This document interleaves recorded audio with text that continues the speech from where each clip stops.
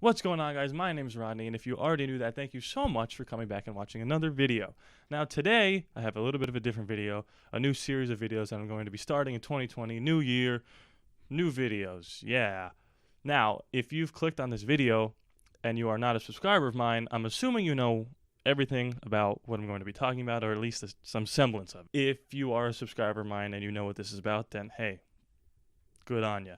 Now, if you're a subscriber of mine and you don't know what this is about, well, then I'm going to explain it to you.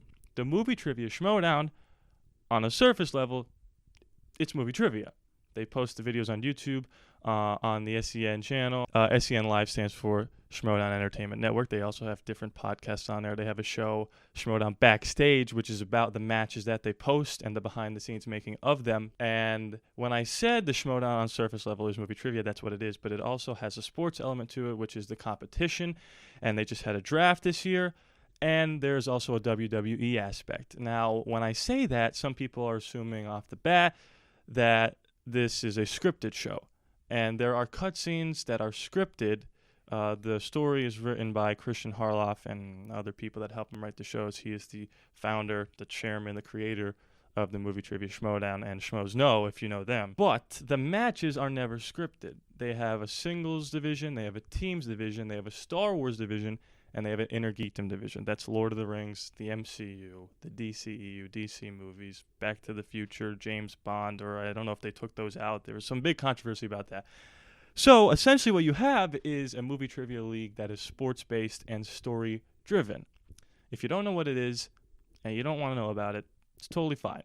If you're here for movie reviews, I get it. But if you give it a chance, if you're a movie fan, if you're a sports fan, if you're a fan of story-driven narrative, that's a little redundant, but you get my point. You will like this. The link is in the description to the channel. Check out a couple of their matches. It's really super fun and enjoyable. I've been watching since season 2. It's season 7 now, the new era. And I'm going to start a new era on my channel where I get involved in the Schmoedown community and do my weekly power rankings. Now, I'm going to do power rankings of the different factions within the movie trivia Schmoedown. There's 9 of them right now. They just did their first ever movie trivia Schmoedown draft, unscripted. You could pick whoever you want. The champions from last year were protected by their current managers, but everybody else was fair game, and it was really fun to watch. I beg you to go watch the movie trivia Schmoedown draft. If you want to get into it, now's the time. Now, these are my personal opinions on where the factions stand in terms of power rankings. Now, power rankings does not mean standings, and this means that they can fluctuate from week to week. It's how people are rising and falling within the ranks of the Schmoedown. Each week, I'm going to throw my power rankings out after each match. After a couple matches, I'll talk about it. I'll react to the matches. For right now, preseason power rankings, because the season starts this Saturday in New York. You can buy the stream for, it's like $2 or something like that. You could watch it live or watch it for free when it gets uploaded. Just avoid spoilers. And as always, let's get into it. Okay, so I'm going to start at 9, and I'm going to work my way to 1. At number 9 is a faction that I really expected to do well in this draft. The manager was making moves prior, trading up, trading down, doing all these things. And then he went and he drafted a whole lot of unknowns.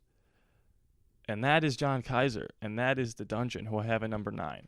I really enjoy watching the Dungeon, but I don't know where the Dungeon stands. They lost Oyama because he wasn't protected, since he lost the belt to Ben Bateman in a murder of a match. They have Kevin Smets, arguably the best Inner Geekdom player to ever do it. You have Rachel, you have Mike, you have him, you have Mara. And he's going to play Mara at some point, put the belt on the line. They got Eric Zipper back, so maybe Zipper teams up with, I have the list right here. You could have Zipper and Robert Parker team up. Now, Robert Parker, Christian's been singing the praises of Robert Parker, similarly to Oyama at this time last year. But I heard Parker was an Inner Geekdom player. If he plays singles, then he'll probably play teams, and he'll team up with Zipper. Eric Zipper's a solid player. We're going to have to see how the rest of these rookies do.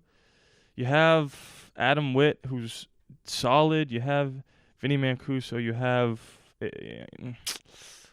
It's just tough. It's a lot of unknowns. And Kevin Smets is probably going to hang on to that belt for a decent amount of time. Kaiser, you're going to need him to, because I think you might have missed... Again, I don't know how these rookies are going to perform.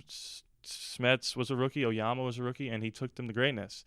So we'll see what happens. But as of right now, I have the Dungeon at 9, and that's last. At number 8, I have Corruption. Managed by Shannon. And Corruption, listen, Corruption's solid.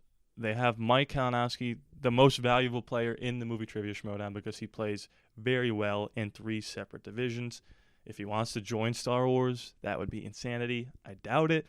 But, hey, Mikey Four Belts has got a nice ring to it. However, I do think, again, we have a lot of question marks. We have, obviously, Chance and Mike, who are a solid team. Mark Hoyk, solid player, better character. Laura Kelly could one day, have a Star Wars belt, and maybe she dips her toe into Inner Geekdom.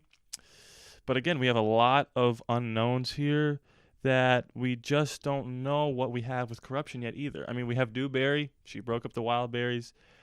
Are you going to team up Elliot and Mark? That would be really funny. And I know Elliot had a perfect round. And if I had to pick between him and Makuga, who's a better player, I'd probably take Elliot Dewberry. Sorry, Josh.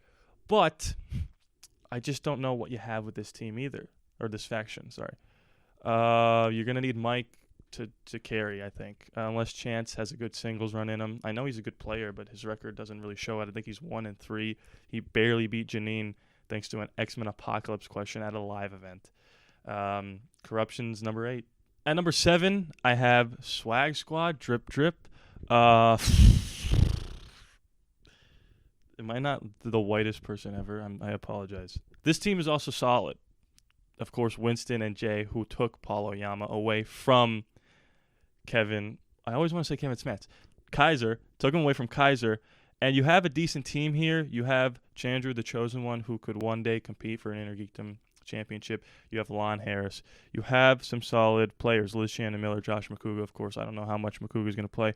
But the thing here is, while Paul Oyama and Lon Harris could be a really solid team to make some noise, I think Winston really messed up because he could have drafted Janine and had Paul and Janine as a team. And that would have been a scary team, not only character-wise, but knowledge-based. I think in the areas where Paul struggles, Janine, flourishes, and vice versa. I think that would have been a really dominant team. But instead he went with Lon Harris. Again, the professor's a solid player. Swag Squad could have a belt in its future. I'm not denying that. But as of right now, I'm not that confident in them. They have 2 managers, essentially, so that is an advantage. And I like Ace. So Ace is on this team. Hey. At number 6, we have the faction that everyone expected to be just, a whole lot of nothing. And I think Robert Meyer Burnett really proved some people wrong because he's leading the Burning Droogs and they're number 6. And I didn't think I'd ever say that. I thought they were going to be lower than 9, which is impossible on this. But he had a decent draft. He drafted big time. Alonzo Duralde, Whitney Seibel, Drew Grant. I mean, these are solid players, guys. I don't know where his Inner Geekdom player is. It's probably one of these rookies that I don't know. Justin Kroll, who's like a huge reporter for Variety. I don't know how much he knows about movies. Well, I guess he should know because that's kind of his job. But anyway, I think this is a pretty good team. James White is the only question mark, but watching his interview, it seems like he's going to be teamed up with Ethan. And if Robert Meyer Burnett actually went into the fan leagues to see how good James White was, and he turns out to be a really good player, I mean, hey. And he shares a name with the Patriots running back, so that's cool. I think the Burning Droogs, I think Robert Meyer Burnett proved some people wrong. I think he made some good, solid choices, and don't be surprised if there's a team's belt in their future. I don't know. James White is a wild card. I kind of like these picks, though. At number 5, we have the accent that was the most controversial thing in the movie Trivia Schmoedown, and that's Kate Mulligan's managing of The Den with Grace Hancock-ish. Now, The Den, I'm just going to be honest with you. They come in at 5 here, and I'm rooting for The Den. I love this whole team. Paul Preston and Tom something or other, I don't know what his last name is. That's a scary team. And I know I'm jumping on the hype train, but that's a team, that's a force to be reckoned with. And then you have Rachel Silvestrini, you have Brandon Hanna, Sean Sullivan, all solid players within their different various leagues. Sean Sullivan for Star Wars, I believe. Brandon Hanna, the Hitman for Inner Geekdom. You have Saul, Brett Sheridan, Ben Goddard. And Rachel Silvestrini, I like this team. Not only do I like it because of Saul and Brett and Ben, Ben's going to be a solid player, but you just want to root for them. But Rachel is a solid player. Like I said before, Tom and Paul, that's a scary team. Tom can make a run in singles. They can make a run in teams. Who knows about Brandon Hanna and Sean Sullivan for the other two divisions? I think Kate really, really did some good. And the accent, no comment on the accent. You want to do it, Kate? It's all up to you. If Christian says no, just do it anyway. Number 4, we have one of the first managers to ever really make their mark within the movie Trivia Schmoedown before we had the draft, and that's Roxy Stryer, who was managing the Rock Stars. The Rock Stars, again, they've had belts before. They have a belt right now. Alex Damon in the 3rd round. That's an amazing pick because people are like, I don't know how Inner Geekdom. I don't know how he's going to. Guys, if you watch Alex Damon play Star Wars, that might be how he plays in Inner Geekdom. And in the 3rd round, you already have a belt in your faction. That's a steal. I think Roxy, again, did a great job with this draft. I love Habon. I love the pick of David Del Rio, JTE, Stacey Howard. We don't know if JTE is playing or not. I think that was just a shot in the dark thing. I don't think they know anything. But Jeff Snyder and Mark Andreyko have held the belt before. They both can make a run in singles. Andreyko said he's getting back into singles. The Rock Stars are a force to be reckoned with, and that's why I have them at number 4. At number 3, I have, the usual suspects. The top 3, I think, are pretty much undebatable. I mean, you could try, but I don't think you would have any merit here. I mean, the usual suspects, this is a solid team. You have Drew McWeeny and Andrew Guy, and that is, again, a scary team. I believe they were 6-1 or something like that. Drew McWeeny could make a run for singles under the tutelage of Sam Levine. And then you have Janine, Matt Atchity, Ken Knapsack, Jaden Parama, the Hurricane. This is a solid team. We don't know what we have with these rookies, but the idea of Janine and Atchity as a team, because Janine knows the game, and Atchity is a solid player, that could be a team to look out for too. And again, Andrew Guy, love him or hate him, he knows movie trivia. And again, Drew McWeeny, the Godfather, I think the usual suspect, Sam Levine, did a really good job, especially with the difficulty of having a first-round pick because of that snake draft order.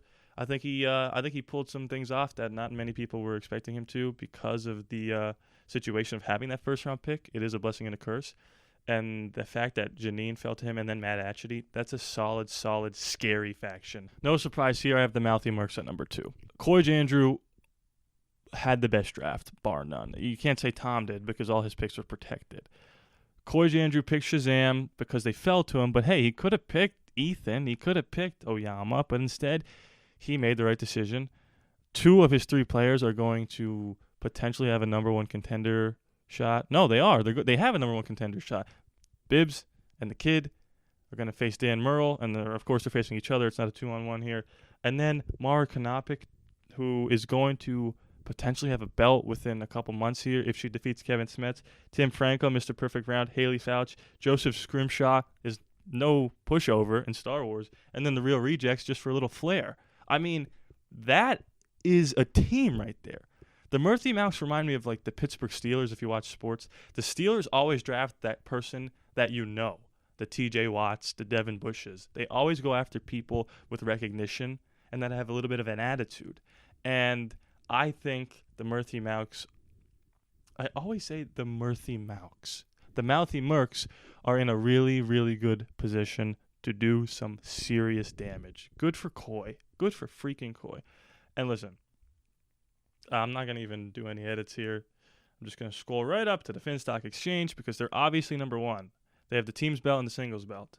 They have Andrew DiMolanta, solid pick. John Roca, 4th-round pick, rightfully so. Ooh.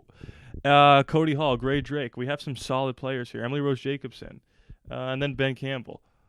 They're the Warriors right now. They have the target on their back. We'll see what Finstock does if he shakes some things up. Maybe he changes the teams. I don't know. But as of right now, the Finstock Exchange is the faction to beat. And I think that's pretty 100% nail it in, book it. That's the team to be right here, the Finstock Exchange. There's not much else to say. They have 4 of the best players to ever play. Dan's probably going to beat Bibbs and the kid. Who's the boss is going to come back stronger than ever. Ben is not losing anytime soon, unless it's to Merle. And then the faction still has the singles belt. Excuse me. So the Finch Stock Exchange is number 1. Okay, so these are my preseason, right before week 1, faction power rankings for the movie trivia Schmoedown. Please let me know if you disagree, if you agree. Put your own rankings down below. If anybody from the Schmoedown is watching, please let me know, because that would just make my freaking day. If anybody's at Penn State University, which is where I am right now, and watches the Schmoedown, let me know, and maybe we can get involved somehow. And as anyways, thank you so much for watching, and please be sure to subscribe, because it is free after all, no charge to you. Solid.